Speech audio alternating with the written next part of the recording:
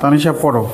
কাজী নজরুল ইসলাম 1899 সালের 25শে মে পশ্চিম বাংলার বর্ধমান জেলার চুরুলিয়া গ্রামে জন্মগ্রহণ করে। বাংলাদেশ স্বাধীন হলে তাকে এদেশে আনা হয়।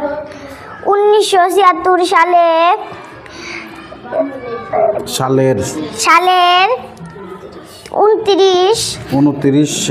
29শে আগস্ট তিনি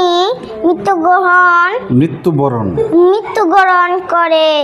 তিনি একটা গান লিখেছিলেন, মুর্শিদেরই পাশে আমার কবর দিও ভাই। তাই ঢাকা বিশ্ববিদ্যালয়